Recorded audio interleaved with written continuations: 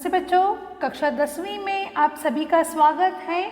बच्चों, आज हम पढ़ने जा रहे हैं आपके पाठ्य पुस्तक का 17वां पाठ, कोशिश करने वालों की कभी हार नहीं होती। बच्चों, ये जो कविता है उसके कवि है सोहनलाल द्विवेदी। तो बच्चों, सबसे महत्वपूर्ण बात यह है कि ये जो कविता है वो प्रेरणादायी कविता है और अक्सर इस कविता का उदाहरण किसी को प्रेरित करने के लिए दिया जाता है और आपको भी इस कविता के माध्यम से कोशिश और परिश्रम करने से हमें किस प्रकार से सफलता मिलती है ये यहाँ पर कवि ने कहने की कोशिश की है। और साथ ही इस कविता में कवि ने कहा है कि निरंतर कोशिश करने वालों की, यानी कि जो निरंतर कोशिश करता है वो व्यक्ति एक ना एक दिन सफलता प्राप्त करता ही है। तो बच्चों, कविता की तरफ बढ़ने से पहले सबसे पहले हम कवि परिचय करेंगे। कवि का नाम है सोहनलाल द्विवेदी। सन 1906 में उनका जन्म हुआ है और 1988 में उनकी मृत्यु है। तो सोहनलाल द्विवेदी जो हैं वो हिंदी के सुप्रसिद्ध कवि हैं। इनका जन्म है 23 फरवरी 1906 और इन्होंने यहाँ पर आपने जो शब्द प्रयोग किया गया है वो आदरार्थी प्रयोग है, यानी कि उन्होंने क्या क्या हासिल किया है, उन्होंने कौन कौन से यश प्राप्त किए हैं उसके बारे में यहाँ पर दिया गया है। तो आपने बनारस हिंदू विश्वविद्यालय से MA LLB की। तो यहाँ पर कहने का मतलब है कि सोहनलाल द्विवेदी जी ने बनारस हिंदू विश्वविद्यालय से MA LLB की डिग्री प्राप्त की है, यानी कि पदवी प्राप्त की है और आजीविका के लिए जमींदारी तथा बैंकिंग का काम करते रहे। यानी कि उन्होंने नौकरी कहाँ पर की है, कौन सी की है, जमींदारी और बैंकिंग का उन्होंने काम किया है। सन 1938 से सन 1942 तक आप राष्ट्रीय पत्र दैनिक अधिकार के संपादक थे। सोहनलाल द्विवेदी जो हैं 1938 से 1942 तक उन्होंने दैनिक अधिकार इस राष्ट्रीय पत्र यानी कि समाचार पत्र का वे संपादक रहे हैं और कुछ वर्षों तक अवैतनिक यानी कि बिना वेतन का उन्होंने बाल सखा इस पत्रिका का भी संपादन किया है। साथ ही साथ सोहनलाल द्विवेदी जो है वो महात्मा गांधी से बहुत ही प्रभावित थे। इन्होंने स्वतंत्रता प्राप्ति के लिए देशभक्ति व ऊर्जा से ओतप्रोत आपकी रचनाओं की विशेष सराहना हुई तथा आपको राष्ट्र कवि की उपाधि से अलंकृत किया गया। जो सोहनलाल द्विवेदी जो है इन्होंने स्वतंत्रता प्राप्ति के लिए जो ऊर्जा से ओतप्रोत यानी कि एक ऊर्जा स्रोत जैसे लगने वाले जो देशभक्ति पर गीत इन्होंने लिखे और इसके लिए उनको राष्ट्र कवि की उपाधि भी दी गई। सन 1988 में राष्ट्र कवि द्विवेदी जी का देहांत हुआ। साथ ही साथ उनकी जो मुख्य कृतियां हैं वो है भैरवी, वासवदत्ता, कुणाल, पूजा गीत, विषपान, युगाधार और जय गांधी। ये उनकी महत्वपूर्ण कृति है। बच्चों, कोशिश करने वालों की कभी हार नहीं होती। ये जो कविता है बहुत ही प्रेरणादायी कविता है। इस कविता के माध्यम से जो व्यक्ति कोशिश करता है, अगर जिसको प्रेरणा मिलेगी वो व्यक्ति हमेशा सफल ही रहेगा। तो यह देखिए, कविता की तरफ बढ़ते हैं। तो कविता में कवि ने सफलता प्राप्त करने का संदेश दिया है। साथ ही साथ जो कमज़ोर लोग हैं उनके लिए भी ये कविता प्रेरणादायी है। और सबसे महत्वपूर्ण बात बच्चों, ये कविता बहुत ही सुंदर है और बहुत ही सुंदर सा इसके ऊपर गीत भी बैठाया गया है। तो चलिए कविता की तरफ बढ़ते हैं। लहरों से डरकर नौका कभी पार नहीं होती, कोशिश करने वालों की कभी हार नहीं होती। देखिए, लहरों से डरकर नौका कभी पार नहीं होती, कोशिश करने वालों की कभी हार नहीं होती। कवि यहाँ पर यही कहने की कोशिश कर रहे हैं कि ये जो नौका है, यानी कि नौका यानी कि नाव जो है वो कभी लहरों से डरती है? डरती है क्या? जब भी वो समंदर में जाती है तो लहरों से डरकर वो वापस आती है क्या? नहीं, उसे जहाँ पर जाना है, उसका गंतव्य कहाँ पर है, उसको कहाँ पर जाना है, वो वहीं पर ही जाकर रुकती है। तो लेखक ये कहने की कोशिश कर रहे हैं कि जिस प्रकार लहरों से नाव डरती नहीं है, वो अपने परिश्रम से अपने गंतव्य तक पहुँचती हैं, यानी कि उसका अपने किनारा तक जाना होता है। जिस प्रकार नाव डरती नहीं है, उसी प्रकार अगर हम भी प्रयास करें, हम भी कोशिश करें, तो हम भी सफल हो सकते हैं। जिस प्रकार लहरें नहीं डरती, लहरों से नाव नहीं डरता, उसी प्रकार हमें भी हमेशा कोशिश करना है और कभी डरना नहीं है। हाँ, अब हमारे जीवन में अनेक रुकावटें, अनेक समस्याएं आती हैं, लेकिन उससे हमें क्या करना है? डट कर सामना करना है। और जो डट कर सामना करता है, जो कोशिश करता है, जो प्रयास करता है, वही व्यक्ति सफल हो सकता है। समझ में आया बच्चों? तो कवि ने यहाँ पर एक नौका का उदाहरण देकर आपको समझाने की कोशिश की है कि लहरों से डरकर, यानी कि लहरें, समंदर की जो लहरें हैं, उनसे नौका नहीं डरती और उस लहरों से बिना डरे वो अपने किनारे तक पहुंच जाती हैं। उसी प्रकार हमारे जीवन में कितनी भी रुकावटें आए, कितनी भी समस्या आए, हाँ, उस समस्याओं से हमें कोशिश करते करते पार होना है। और जो व्यक्ति कोशिश करता है वही व्यक्ति सफल भी हो जाता है। तो आगे की पंक्तियों में देखिए लेखक ने क्या कहा, यहाँ पर एक नन्ही सी चींटी का उदाहरण देकर हमें समझाने की कोशिश की है। नन्ही चींटी जब दाना लेकर चलती है, चढ़ती दीवारों पर 100 बार फिसलती है। चढ़ती दीवारों पर 100 बार फिसलती है। यहाँ पर आप चित्र देख रहे हो बच्चों, जो चींटी है वो अपने से ज़्यादा वजन लेकर जा रही हैं। अब वो दीवारों पर जब चढ़ती है, जब दीवारों पर चढ़ती है, वो सैकड़ों बार गिरती है। आप सोच सकते हो बच्चों, चींटी में कितनी अनुशासित होती हैं।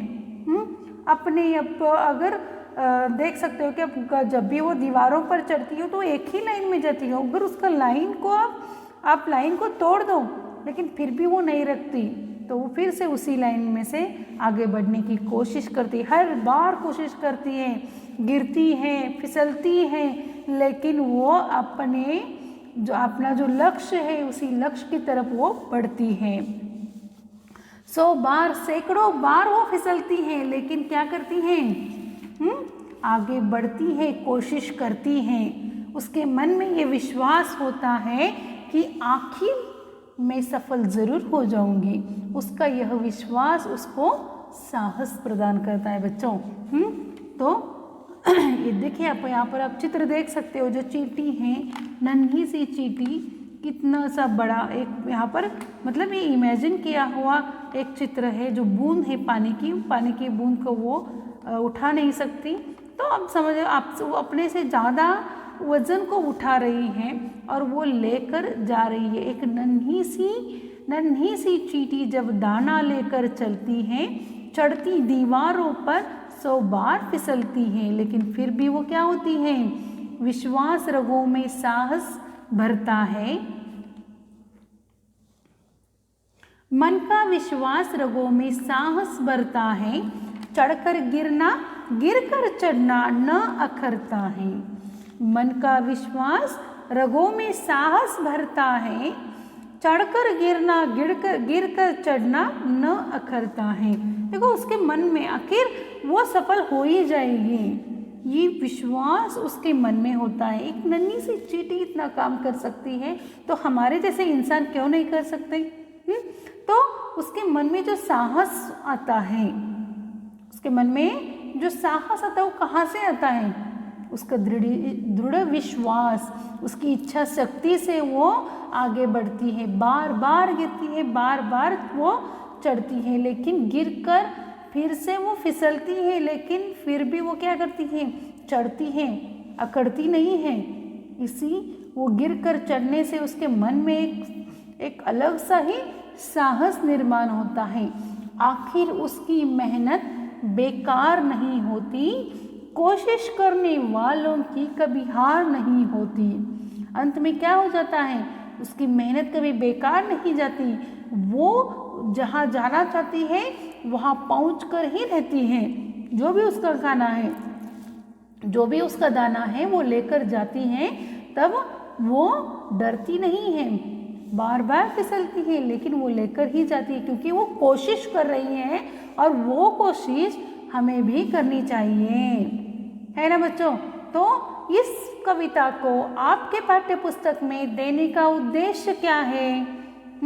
आप बच्चों 10वीं कक्षा में हो, तो इस कक्षा में होने के कारण आप में जो विश्वास है, आप जो कोशिश कर रहे हो, आपका गंतव्य क्या है, आप कहाँ पर जाना चाहते हो, आपको पास होना है, अच्छे मार्क्स लेकर पास होना है कि नहीं? हमें मेहनत करनी है। जब हम बार बार कोशिश करेंगे स्टडी करने का, जब अभ्यास करने का हम जितनी बार प्रयास करते हैं, कोई भी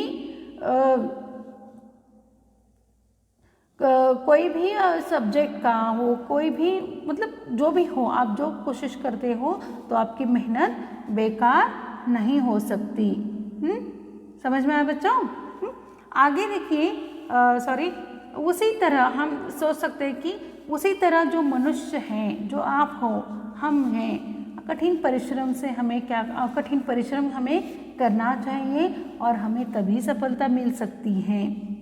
क्योंकि सफलता उसी व्यक्ति को मिलती है जो कोशिश करता है, जो प्रयास। पंक्तियों में कवि ने गोताखोर का उदाहरण दिया है और आप और हम सभी जानते हैं बच्चों कि गोताखोर समुद्र में बार बार डुबकी लगाता है और हर बार उसकी मुट्ठी में मोती नहीं आता। तो कविता के लाइन्स में देखिए, डुबकियाँ सिंधु में गोताखोर लगाता है, जा जाकर खाली हाथ लौट कर आता है। मिलते नहीं सहज ही मोती गहरे पानी में, बढ़ता दुगना उत्साह इसी हैरानी में।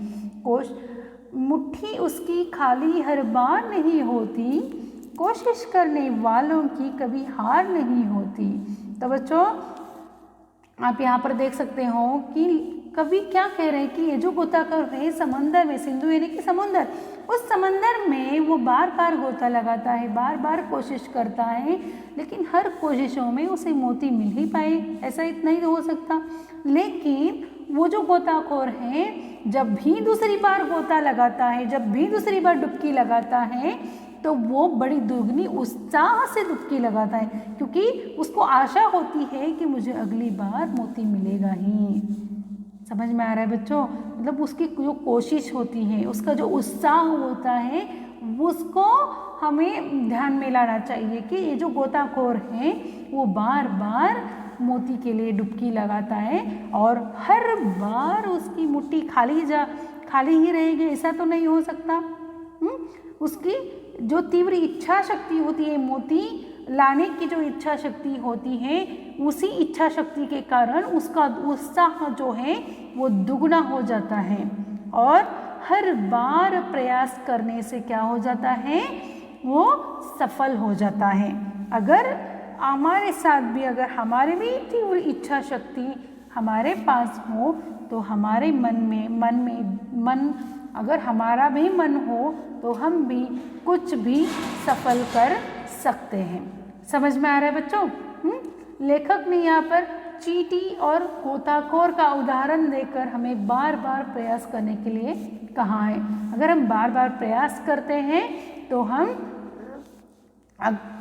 अगली बार मतलब हमारी जो इच्छा शक्ति के कारण हम हमारे जीवन में सफल हो ही सकते हैं। आगे देखिए, असफलता एक चुनौती है, उसे स्वीकार करो। क्या कमी रह गई देखो और सुधार करो। असफलता एक चुनौती है, स्वीकार करो। क्या कमी रह गई देखो और सुधार करो। जब तक न सफल हो नींद चैन को त्यागो तुम, संघर्ष का मैदान छोड़ मत भागो तुम।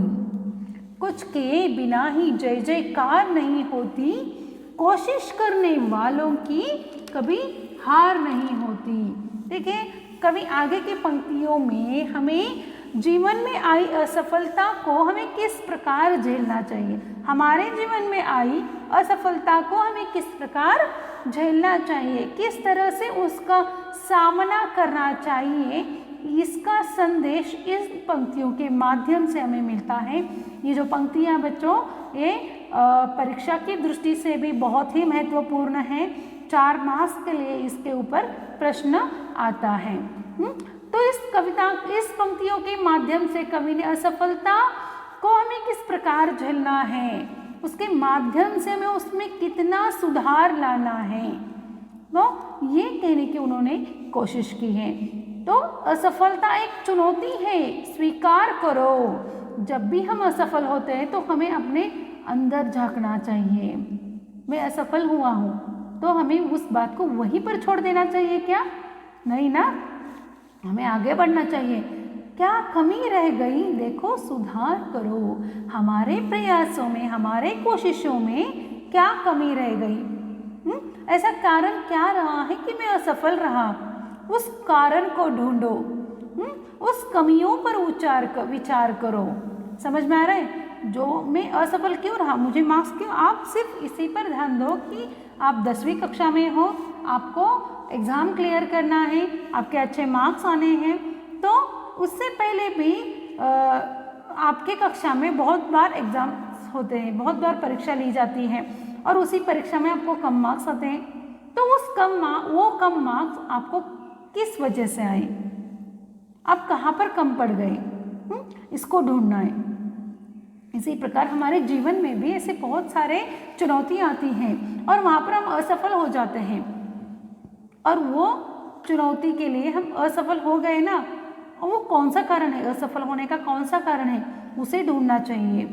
उसमें क्या कमी है उसे ढूंढना चाहिए, उसके ऊपर विचार करना चाहिए, उसमें सुधार लाना चाहिए। तो बच्चों, जो असफलता है उसे चुनौती समझकर स्वीकार करो और उसमें हम क्यों असफल रह गए इसका कारण ढूंढने की कोशिश करो और उसमें सुधार लाओ। जब तक न सफल हो नींद चैन को त्यागो तुम, जब तक न सफल हो नींद चैन को त्यागो तुम। हमें क्या करना है, मैं क्यों असफल हो गया, उसके लिए हमें योजना बनानी है और उस योजना के अंतर्गत हमें काम करना चाहिए। तो असफल हुए उसका कारण ढूंढने की कोशिश करो, उसमें हम उसके ऊपर एक योजना बनाओ और वो योजना सफल होने तक, यानी कि हमें सफल कैसा होना है उसके लिए हमें टाइम टेबल बनाना है। किस प्रकार से मैं स्टडी कर सकता हूँ, किस प्रकार से मैं अच्छा अंक ला सकता हूँ, या तो जीवन का ही उदाहरण लेंगे तो हमें उस जीवन में सफल होने के लिए हम किस प्रकार से आगे बढ़ सकता है, बढ़ना है, किस प्रकार से हम सफल हो सकते हैं। रात दिन एक कर हमें हमारी योजना बनानी है और उसी योजना के अंतर्गत हमें कार्य करना है, तभी हम सफल हो सकते हैं। और जब तक सफलता नहीं मिलती तब तक नींद और चैन को हमें त्यागना है, आराम नहीं देना है। नींद यानी कि नींद को त्यागना है कि नींद को छोड़ना नहीं। जब तक हमें सफलता नहीं मिलती तब तक हमें क्या करना है, नींद को यानी कि हमारे प्रयासों को, हमारे कोशिशों को जारी रखना है। नींद चैन को त्यागना है, नींद को त्यागना है, यानी कि आराम नहीं करना है। हमेशा संघर्ष करते रहना चाहिए। जब तक ना सफल हो तब तक आराम को छोड़ो, विश्राम को छोड़ो और प्रयास करते रहो। संघर्ष का मैदान छोड़ मत भागो तुम, कुछ किए बिना ही जय जयकार नहीं होती, कोशिश करने वालों की कभी हार नहीं होती। तो बच्चों कवि यहाँ पर एक संदेश देना चाहते हैं कि जब तक सफल नहीं होते तब तक हमें संघर्ष करना है। जब तक हम सफल नहीं होते तब तक हमें संघर्ष करना है।